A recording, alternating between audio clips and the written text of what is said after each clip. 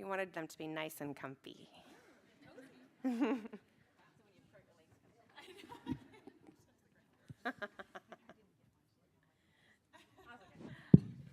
right. Okay. So, again, just so that everybody knows who's who, I'm just going to ask them first to introduce themselves, and then I'll just explain a little bit about how we're going to do this. Please, Judy.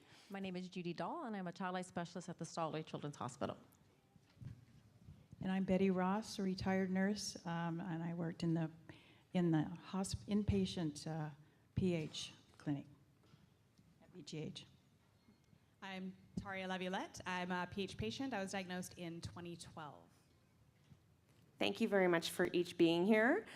The topic for today's discussion is living well with chronic illness. And when we say with, we don't necessarily just mean the folks who've been diagnosed with pulmonary hypertension. We also mean the people who literally live with them in their daily lives, caring for them, supporting them, and also being affected by PH each and every day.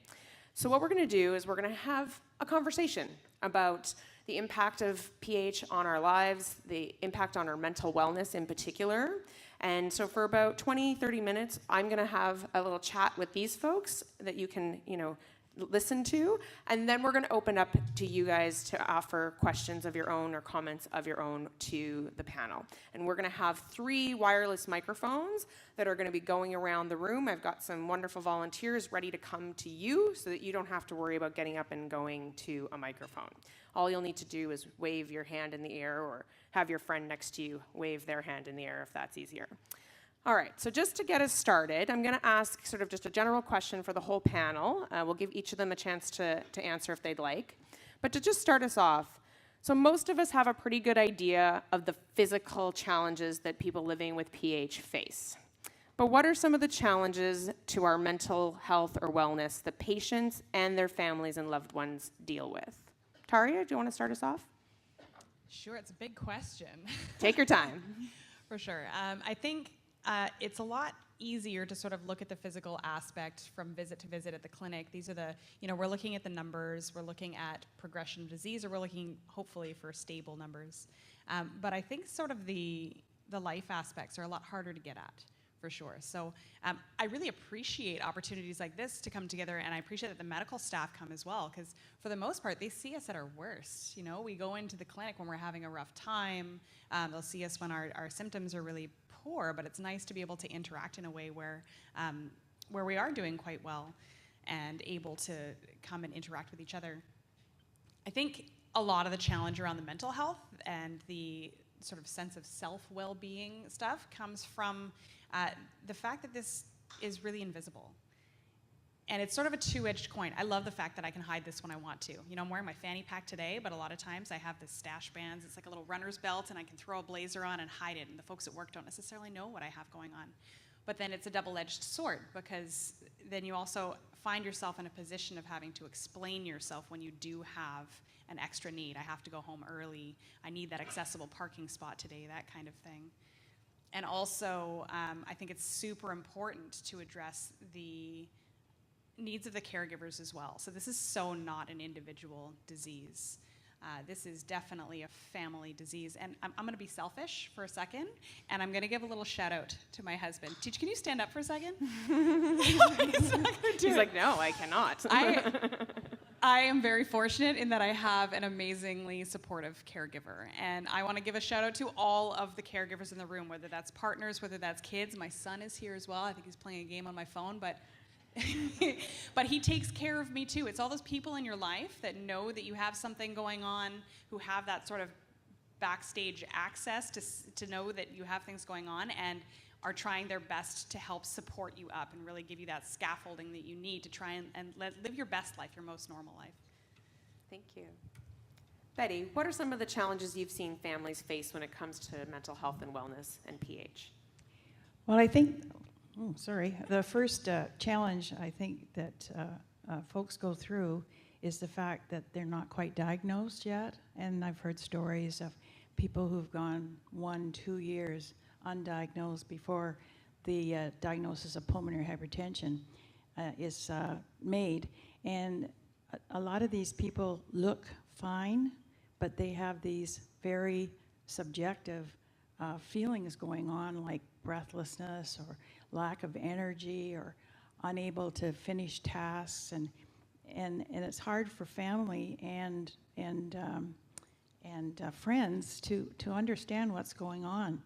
And I think probably the two of the most obvious symptoms that you see are stress and anxiety, and that just kind of carries on through. Once the diagnosis is made, there might be a certain amount of relief, but then with that comes, it's now a chronic illness, and now we're going to try a whole bunch of medications, and eventually you're going to go on to the big guns, which are the IV medications that puts forth a lot of stress at the same time. And then the other thing I had observed with a few folks was that they got on the medication, now they're feeling great, and now they're able to do more, and but they're still not able to be 100%. But when they get up to about 75 or 80%, their family and friends expect them to be back to where they should be. And that's kind of hard on them too. They have to accept the fact that, no, I can't go back to work. No, I can't do a certain thing. I can't go jogging or whatever. And so that just adds to it. So Tarya very lucky to have a wonderful, supportive family. And I know, story. and the caregivers that are here are obviously supportive, or they wouldn't be here. And it's just so important. And I think one of the important things for helping a patient with these stress and depression is to get into a support group, and get out there, meet other people, because it's amazing when you meet somebody saying, "Oh my God, I thought I was the only one with this disease."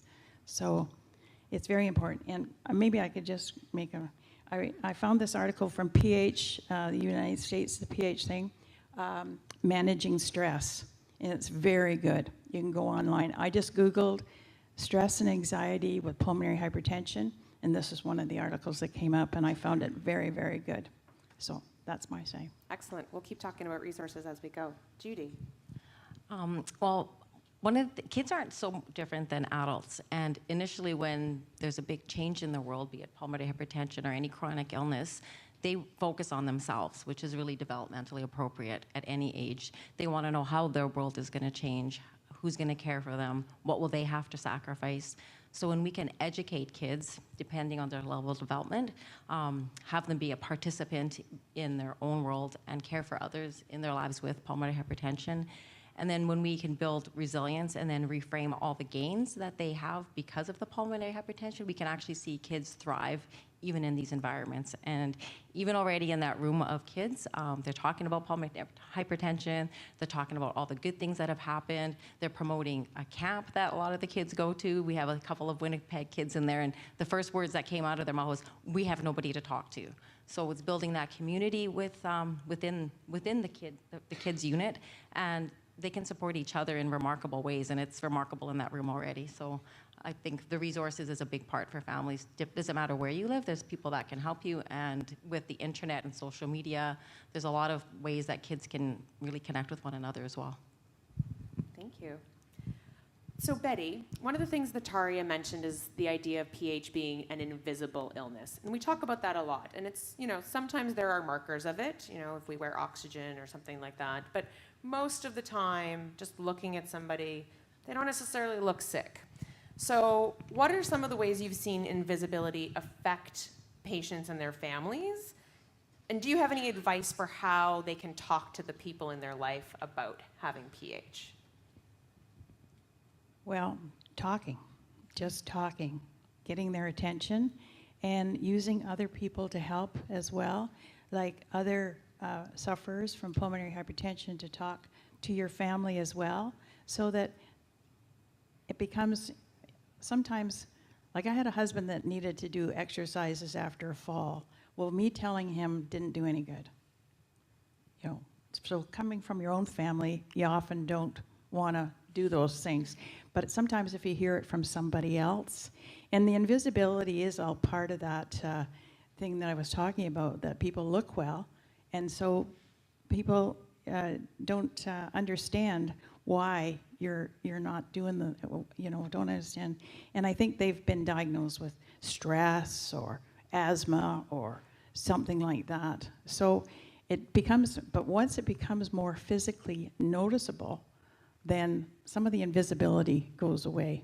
But again, I think it becomes invisible again when folks are starting to feel better on their medications and things like that. They go back to being, because as I say, their family and friends expect them to be doing all the things they should be doing, but they can't. So again, they become invisible again. So it's just a matter of talking, and again, support groups. Yeah. Tarya, let's talk a little bit about that idea of the things I should be doing. Oh, that's So we often use this phrase, the new normal, that folks after diagnosis are getting used to a new normal.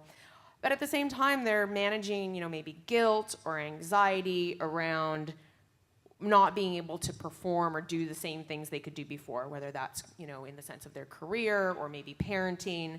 So how has diagnosed being with PH affected your sense of self? Oh, that's a big question. There's this saying, I don't know where I picked it up, but I love it. It's a little vulgar, but indulge me. It says, don't should all over yourself. Don't should all over yourself. And it's a matter of taking those shoulds and really recognizing them. I think there are so many shoulds that we don't even think about that are just sort of ingrained into us. And it's when those shoulds get violated that we feel guilty, and the guilt is real. I know I have a ton of guilt. I've got the mom guilt, I've got the work guilt, I've got the partner guilt around all the things that I feel like I should be able to do. And the more I can make that explicit for myself and really recognize it and do the talking, talk out loud about it. I was never much of a good talker, but again, my partner is a fabulous communicator, so he's really taught me and continues to teach me how to draw that out. Because I think the more you can recognize it and put it in the context of, well, what if that was your best friend who was saying that to herself about she should be able to do that thing, she should be able to do that. Of course, what would you say? I'd say, well, tell her to take it easy on herself. She's having a hard time. And it's harder to do that with yourself, so I think the more you can talk about it, the better. I think you'd asked me about that myself specifically. It definitely has had a huge impact. I've been very fortunate in that I've been able to go back to work and find a job that has been incredibly meaningful and powerful for me, that I'm very good at, which is helpful too. So I have this area of my life where I can feel very useful.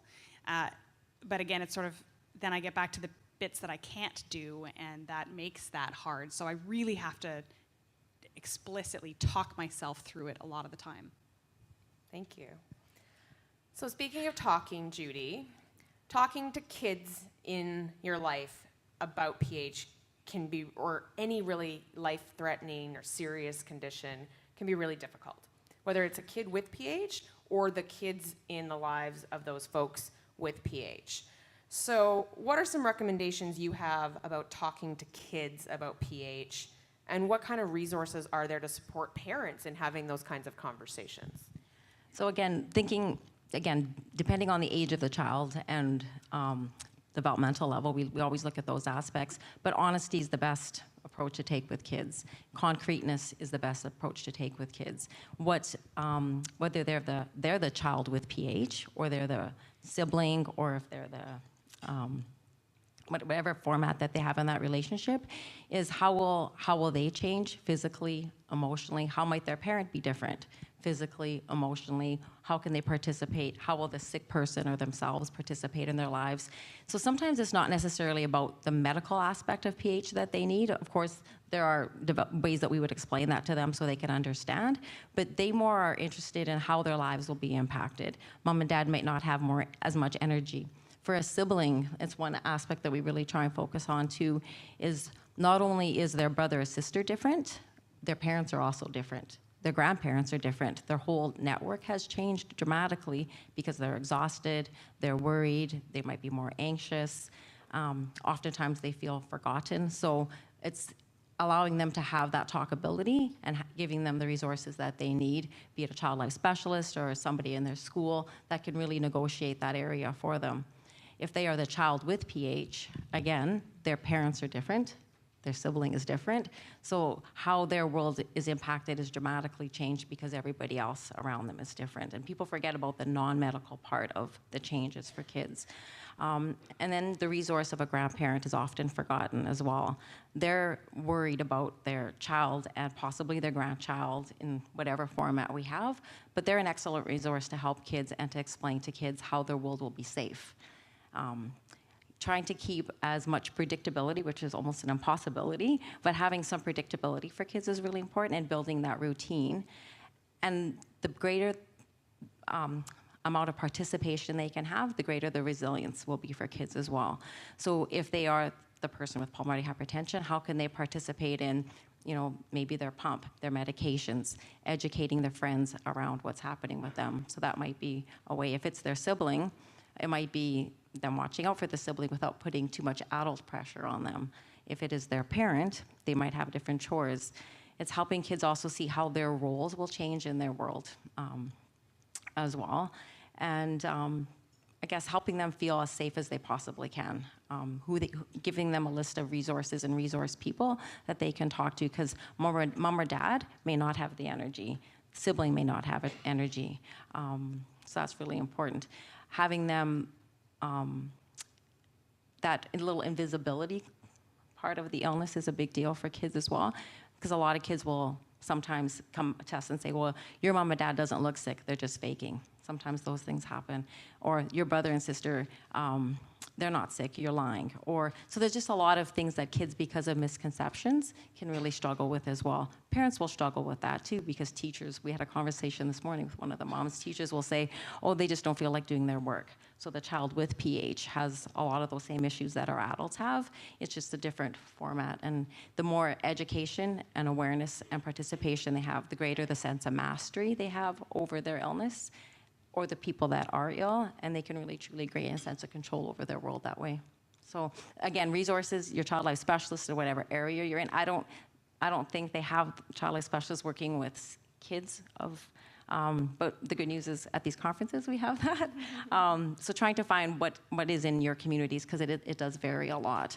Eupopolis is a social network system that if a child has pulmonary hypertension, it's like a Facebook, but it's very controlled, and they have to be signed up. But Eupopolis is a great way for kids to network with each other who have pulmonary hypertension, for example. And the camps are remarkable. The connectedness that the kids have and the sense of belonging is really important too. So.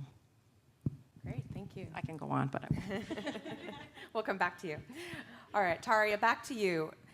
Living with PH is often described as an emotional and physical roller coaster marked by highs and lows. So this cycle might include anger, denial, depression, anxiety, and acceptance. What has been your experience been like, and what are some ways you've learned to live with this roller coaster? It's definitely a roller coaster, and I would say physically and emotionally too, right? Sometimes for no reason at all, I'll have a week where I'm feeling absolutely terrible and I'm really just like white knuckling it through. And then sometimes I feel like a rock star and I get that like, maybe I'm not all that sick anyway. And I'm doing my treadmill on my coffee breaks at work and I'm doing really well. And then out of nowhere, I'll feel really poorly. And I think that the emotional roller coaster goes along with that. I think there's a certain amount of bandwidth that I have that's attached to how well I'm feeling physically. And then the life circumstances that happen too, right? Like we're here because we either have or know someone with pulmonary hypertension, but we also all have lives outside of that where there's all kinds of life drama that also happens. So there's a lot, I think, in there to manage. I'm not a religious person, but the phrase, "this too shall pass," gets me through a lot. And sometimes it's just something I have to repeat to myself over and over and over again, and knowing that I'm in a bad place in this moment, and it's not going to be like that forever. I will get through that, and something else will be on the other side of that. I think there's a lot of value in meditation. I don't practice it as much as I should or want to. It's one of those things that's been on my shelf forever, but when I do some reading about it, or when I do get into it, I find it just something that's helpful to help me bring myself back into how I'm feeling right this second, because I think it's easy for us to get caught up in the worry and the scary. Part of the value of being in this community is the I get it factor, right? Like all you people in the room who absolutely understand.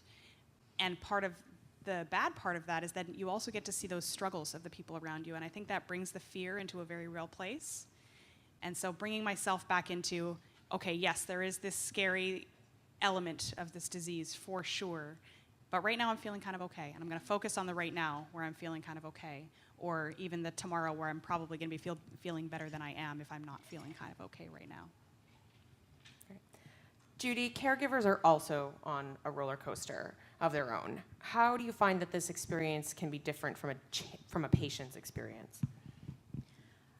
For the caregiver, it's the same and it's different. I mean, it's pretty much intertwined. I see from the working with the kids, and we've heard a lot of the aspects, and I'm sure a lot of people have done that research on looking at meditation or yoga or different aspects that they can do for self-care. One of the things that we have been trying to work with the caregivers is role definition, because any given day you wake up and it's looking at yourself, well, what title do I have? Am I a spouse today? Am I a parent today? Am I a patient today? What am I today? So it's trying to also protect that part that you are a human being today, and what do you as a human being need, and how does that mix with your caregiver role, and how does that give you the opportunity to be who you are, like what is my name today, and so it can get really, really confusing around that aspect. So with our parents, we try to say, how about you look at protecting your role as a mom? Just be a mom today. Can you find a way to be a mom and not be the nurse today? So trying to give them opportunities and mechanisms to try to find out how that role can be protected a little bit more, so it's not so over-encompassing day after day. So that is a little bit of a focus we're trying to take a little bit with our families as well. Betty, how about you? You've worked with lots of families. What are some of the ways you could see do you see caretakers taking care of themselves while at the same time needing to center the needs of the person they're caring for? What I found is I didn't think the caregivers were giving enough care to themselves. They were worried, and the worry just sort of permeated into their lives.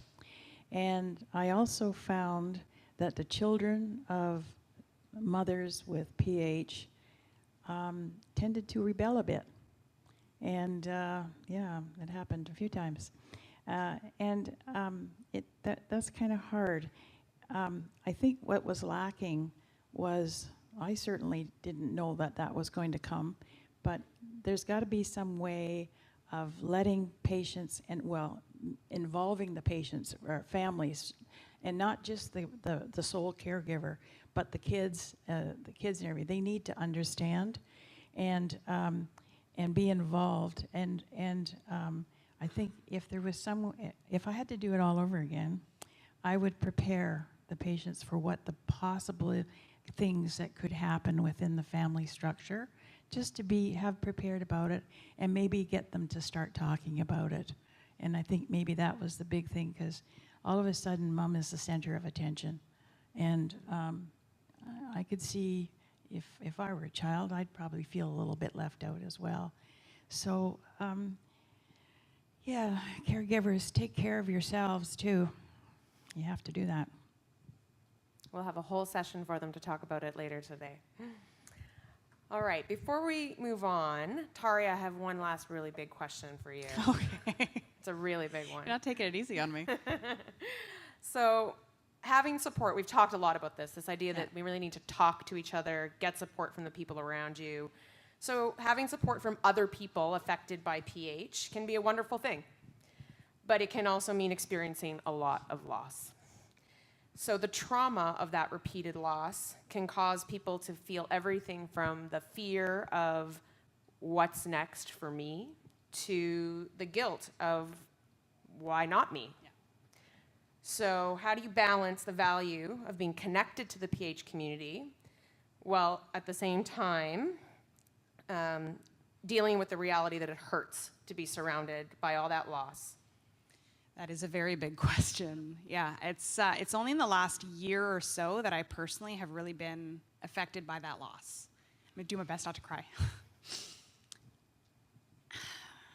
And I think in those moments, I have those thoughts to myself of, is this worth it? Am I just going to remove myself from these Facebook pages? I can't handle it. There's too many RIP messages.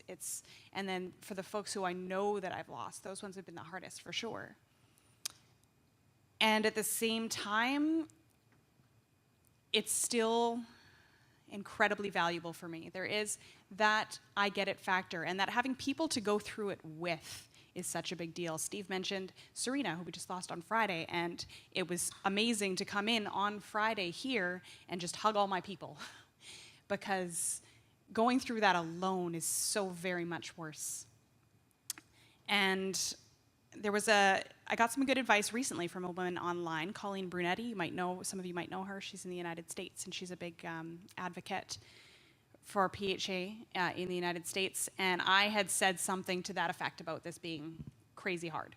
And she's been in this world a lot longer than I have, and she volunteered that she doesn't know how healthy it is, but she's really good at compartmentalizing. So when something happens, when there's a big loss, she does her best to really feel it, to spend some time really feeling that, and then put it away as best she can, and focus herself on the good things in her life, on the advocacy work that she does, on her kids, on whatever it is, those positive things around her, because it's very easy, I think, to get pulled into that dark place. And it's not going to be good for your health. It's not going to be good for your mental health. It'll physically, emotionally, all of it. So I'm working on doing that as best I can and still honoring those people who I love and moving forward with it.